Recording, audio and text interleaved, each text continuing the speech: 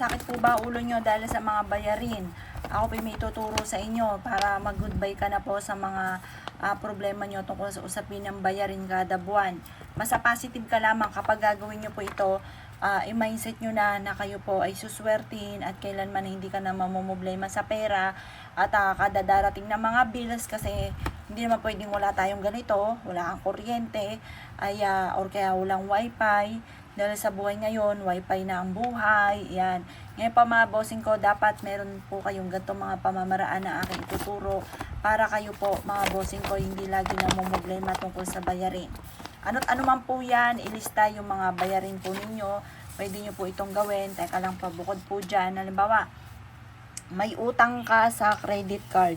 Tapos halimbawa lang po ang inyong ano ay sa credit card. Halimbawa, sulat nyo, credit card. Yan. Sabi nyo dito, ang amount ay nasa 50k. Sample lang po ito. ASAP. Makakabayad agad ako ng maaga. Ganyan. Pagtapos, sulat nyo dito, halimbawa kay Karen, may utang ka ng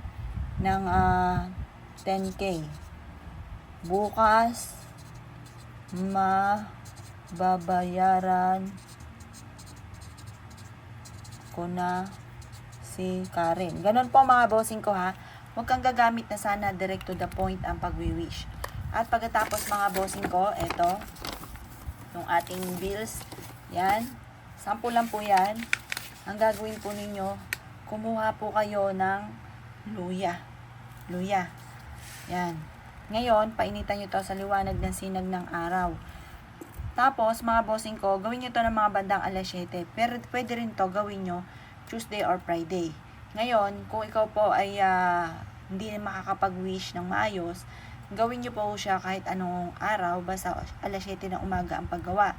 Ibilag nyo siya sa sinag ng araw. Pagkatapos, ito po ay itatali ninyo, tutupiin nyo po siya. Itatali nyo sa may main door. Yan, tali nyo lang po ito. Tutupiin nyo po siya, tapos tatali nyo sa may main door. Kulay pula yung panali, or kaya dilaw, or kaya po ay berde. Pwedeng sinulid, pwede rin po yun. Basta sa pinakataas ng inyo pong main door ninyo siya itatali. Or sa may pintuan, pero sa pinakataas nyo siya itatali.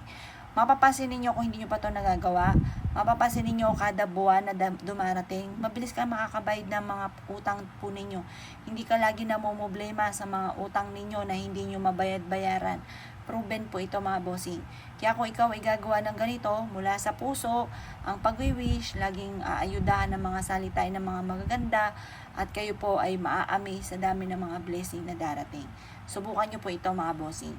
At ito po ay ikaw na mismo, ikaw na lang bahala na pumuri sa ganitong mga pamamaraan. Dahil hindi ka na mamumblema kada buwan or kada.